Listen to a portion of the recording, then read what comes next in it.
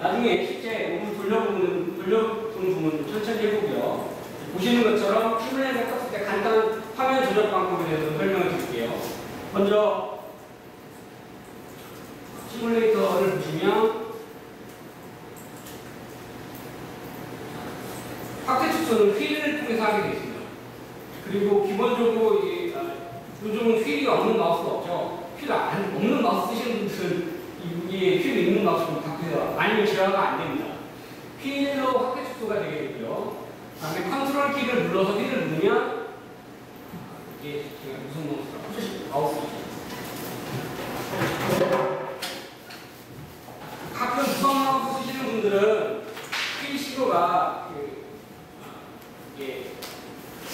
MS 거 쓰시는 분들은 안 되는 분들이 있어요.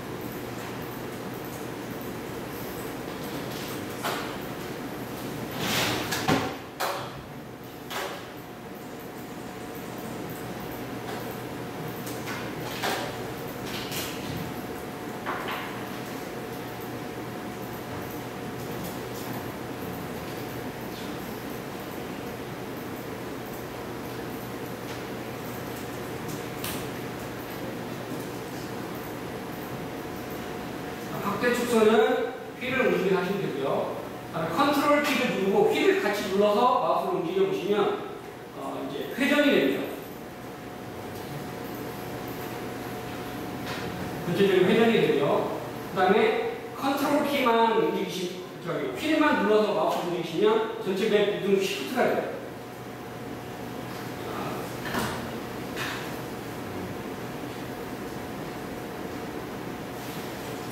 보시면 여기 마우스 설명을 하는데 선택은 마우스 레프트 버튼으로 선택을 하고요. 그 다음에 팝업은 라이트 버튼이고 좌표 이동은 마우스 휠 버튼을 이용해서 좌표 이동이 됩니다.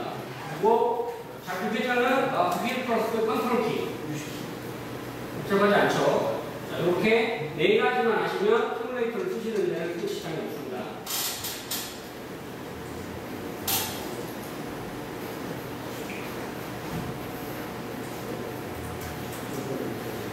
이게 왜 필요하다고 하면 여러분이 이제 실제 로봇에 대한 알고리즘을 적용을 동작을 시키실 때 보시면 이제 실제 로봇이 처한 상황을 여러 각도에서 봐야 되기 때문에 이렇게 회전하는 이런 기능들을 제공을 하고요. 이걸 통해서 여러분들이 알고리즘을 만드실 때 좀 세세한 부분까지 전시적 관점에서 보시면서 수정할 수 있겠습니다. 자, 이렇게 해서 컨트롤에 관련된 부분을 배워봤고요. 몇 가지 어렵지 않으시죠? 예. 자, 그러면 다음으로는 이제 로봇의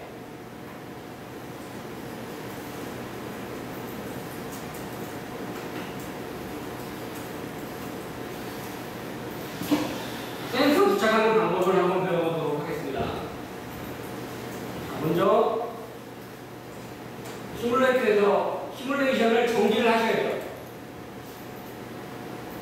안 그러면 로봇 에디팅하거나 이런 걸 할 수 없게 되겠습니다. 그래서 시뮬레이터를 일단 정지를 하시고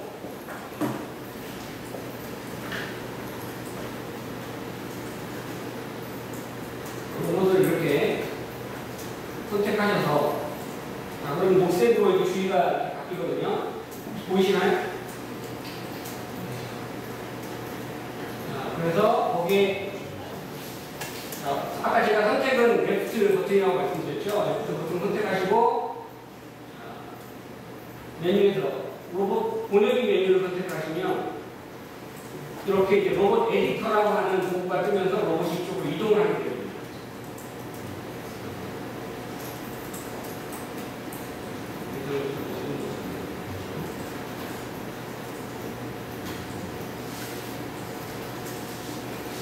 보시면 이렇게 이제 로봇이 아까 그 시뮬레이터 안에 있는 로봇이 움직이게 되고요. 시뮬레이션 로봇에서 간략하게 설명을 드리면 기본적으로 휠이 2개고 캐스트가 하나의 형태로 되어 있습니다. 이게 캐스트고요. 휠이 되어 있습니다. 여기에는 실제로 이제 로봇의 그 구동도라고 하는 모터가 되겠고요. 이 앞에 보시면 센서 2개가 붙어 있는 게 보입니다. 하나는 레이저 센서고 또 하나는 카메라 센서입니다. 그래서 이 레이저 센서의 방향이나 이런 걸 좀 알고 싶을 때는 팝업을 눌러서 중심축 모노프라는 버튼을 누르시게 되면 보시면서 빨간색으로 파란색으로 지금 되어 있죠. 그래서 레이저 센서는 이 방향을 중심으로 사용자가 각도를 조정할 수 있습니다. 맥시멈은 180도까지고요. 만약에 내가 이제 레이저 센서를 좁은 폭으로 사용하겠다라고 하면 90 이런 식으로 하면 여기서 45도, 45도 중앙에서 이런 식으로 할 수 있고요. 단위 인력 같은 경우에는 이런 부분들은 그 실제 시뮬레이터에 그 사용자 매뉴얼이 포함되어 있는데 그런 부분에 다 포함되어 있거든요. 그런데 이제 너무 세세하게 있지 않아서 추가적으로 아마 대부분 보실 수 있을 거예요. 단위 인력이라는 건 뭐냐면 이걸 1로 하면요. 스케일 단위가 레인지가 1cm 단위로 값을 가져오게 되고요. 3으로 하면 3cm 단위로 값을 가져오게 됩니다. 3, 6, 9 이런 식으로 가든지 1, 2, 3, 4, 5까지 조정을 하시면 돼요. 그래서 이런 경우는 어떤 경우에 사용하냐면 만약에 자기가 레이저 센서를 2개를 사용한다. 하나는 먼 거리에 있을 때, 고속으로 이동할 때는 로봇 자체가 이동하기 때문에 1cm라는 거는 거의 의미가 없죠. 그래서 뭐 내가 10cm 있고 20cm 이런 단위로 해가지고 고속으로 이동할 때 데이터를 스캔하는 거와 그 다음에 만약에 그게 뭐 50cm 안으로 들어왔을 때 속도를 죽이고 그 다음에 뭐 회전을 해야 되겠다. 그럴 때 데이터를 스캔하는 경우에 저거를 만약에 이제 1cm 단위로 하면 아주 정밀하게 회전할 수 있죠. 어떤 차이가 있냐? 실제로 이제 뭐 여러분들이 데이터를 받아서 안에서 로봇 레이저 센서 안에서 필터링을 하셔도 되지만 그렇게 하려면 이제 이쪽에 알고리즘이 더 복잡해지잖아요. 그래서 이제 사용자가 다양한 센서를 세팅할 수 있게 되어져 있고요. 보시는 것처럼 여기에 이제 추가적으로 다른 센서들을 추가할 수 있게 되어 있습니다.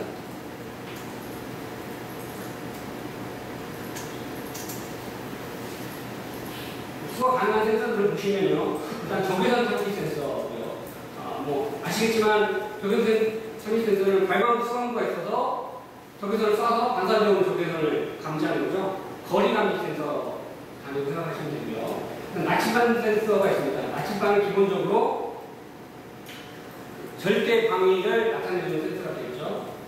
그래서 이 센서들은 지금 어디에 있냐면 로봇을 선택하셔가지고 여기 보시면 이 센서들은 어디에 있냐 선택 와이어를 팝업에서 선택 와이어를 선택하시고 문제를 선택하시면 로봇 안에 이렇게 센서들이 들어가 있습니다. 보시나요?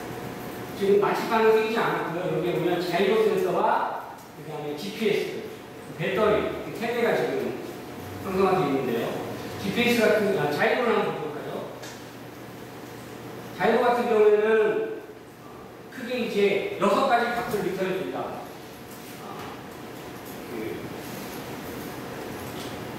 아시겠지만 자이로 센서가 이제 각 가속도를 리턴하게 있어요. X, Y, G축에 대한 각 가속도. 그래서 로봇이 앞으로 기울어지거나 뒤로 기울어지면 데이터 값이 들어오게 되어 있고요. 또는 이제 회전하거나 이럴 때 그렇게 값도 들어올 수도 있고요. 만약에 자기가 이쪽에 이제 경기를 진행을 하시면서 그 맵을 이동을 하잖아요. 거기 만약에 내가 뭐 A에서 B 구간까지는 공쪽으로만 가야 된다.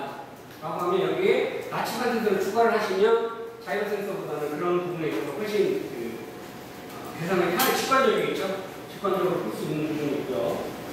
대신 이제 만약에 로봇이 비탈을 올라갔다 내려가야 된다. 라는 경우에 이제 실제 맵을 보시면 비탈을 올라갔을 경우에 거리가 굉장히 단축할 수 있는 요소가 있는데 비탈을 올라갔을 때는 내가 비탈을 올라갔을 때 알 수가 없잖아요. 이렇게 자이로 센서의 변화량을 체크해 보시면 자이로 센서의 이제 X, Y, G니까 X축의 변화 값을 보시면 이렇게 이제 올라가게 되잖아요. 올라가게 되면서 값이 바뀌니까 내가 지금 B차로 올라가고 있다, 내려가고 있다. 이런 것들을 판단할 수 있는 기준이 있습니다. 그래서 센서를 추가할 수 있고요. 그러니까 자율 센서를 여러 개 추가하실 수도 있어요. 여기에 만약에 지금 제가 적외선 센서를 한번 추가해 보도록 할게요. 원래 이 시뮬레이터 제공되는 센서는 한 28가지 정도 개방되는데, 경진대에는 저희가 지금 아까 말씀드린 7가지 센서만 딱 제한적으로 제공을 하고 있어요. 왜냐하면 너무 많아지면 플렉스러버티가 너무 늘어나서 문제가 돼서. 자, 그러면 제가 적어진 센서를 한번 추가해 보도록 하겠습니다. 센서 추가하고 간단하게 마우스 딱 찍어서 갖다 놓으시면 돼요. 놓으시면 로봇 표면에 따라서 센서가 이렇게 사람 표면에서 따라가듯이 마우스를 클릭해서 이동하시면 표면에 따라서 센서가 움직이도록 되어 있습니다. 그래서 이렇게 끌고 가시면 표면에 따라 움직이게 되어 있고요. 이쪽 면으로 딱 가져가시면 이쪽 면에 해당하는 것도 이렇게 센서가 배치가 되겠죠. 그런데 기본적으로 센서를 쓰실 수도 있지만 이제 그런 배치된 센서를 여기 보시면 센서를 선택해서 정면 도구가 뜨게 되겠습니다. 이걸 이용해서 정면을 하실 수가 있고, 지금 하늘로 정면이 됐죠. 그러면 이렇게 각을 이용해서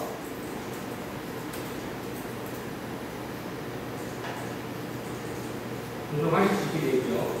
일단은 한 번 들었을 때 같이 크게 변화하도록 되어 있습니다. 그래서 조금씩 각도를 1도씩 움직이실 때는 Shift 키를 누르시고 버튼을 누르시면 센서가 적은 각도로 움직이게 되어 있으니까 그걸 참고하셔서 하시면 되고요. 그다음 센서를 더블 클릭했을 경우에 이렇게 센서에 대한 프로퍼티를 세팅할 수 있게 되어 있습니다. 최소 거리는 말 그대로 최소로 감량할 수 있는 거리를 나타내고요. 최대 거리는 최대. 그래서 실제 최대 거리는 여기 150cm입니다. 지금 단위계의 표시가 지금 안 나오는데 모든 단위는 다 cm로 되게 되어 있습니다. 시뮬레이터 안에서는요. 그래서 cm를 기준으로 사용하시면 되고요. 최대 거리는 실제로 이제 이게 실제 적외선 센서는 최대 거리가 뭐 2m, 3m, 2m 이상 되는 적외선 센서는 많지 않아요. 5m 되면 가격이 굉장히 비싸거나. 그래서 하지만 소프트 대상이기 때문에 여기서는 거의 무제한으로 길이를 늘려서 센싱을 할 수 있습니다. 아주 길게 10m, 20m 이렇게 가능하네요. 그리고 단위 거리는 아까 말씀드렸듯이 레인지 1cm 단위로 감지할 거냐, 3cm 단위로 감지할 거냐, 레인지를 조정하고 있습니다. 자, 그런데 이제 센서 여기서 주의하셔야 될 건, 예를 들어 이럴 수가 있습니다. 레이저 같은 경우에는 한 번에 180도를 스캔을 하죠. 그래서 각 1도 단위마다 감지된 거리를 배열로 나타나게 되겠습니다. 나중에 혹시 이제 컴포넌트 까보시면 인치형 배열로 180개 배열이 있고 그 배열로 해서 감지되는 값을 각각 나타나게 수 있어요. 그래서 이제 전체적으로 일종의 이제 시뮬레이션 이따 보여드릴 텐데 이렇게 자기 앞에 있는 장애물을 그래프 형태로 보실 수 있게 되겠습니다. 그런데 이제 레이저 센서를 쓰지 않고 내가 적외선 센서만 여러 개 쓸 수도 있죠. 예를 들어서 젓갈 로봇 같은 경우에 적외선 센서만 여러 개 쓰는 경우가 많이 있는데요. 그러면 어떤 차이점이 있냐? 기본적으로 아까 이제 이 전 시뮬레이터 하실 때 그 내용에 보시면 그 XML 파일 봤을 때 센서 이름이라는 게 혹시 있었는지 보셨나요? 못 보셨나요?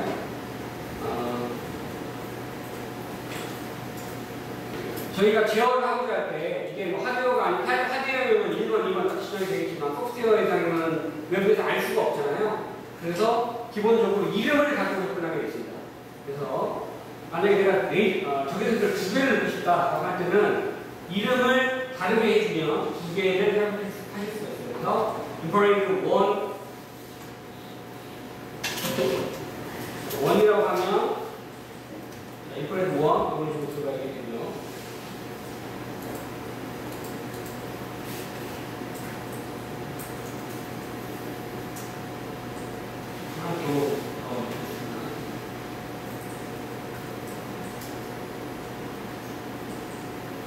인포인트 2 이런 식으로 하셔야 실제 적용했을 때 에러가 나지 않습니다. 같은 이름을 적용하시게 되면 어떤 경우가 발생하냐면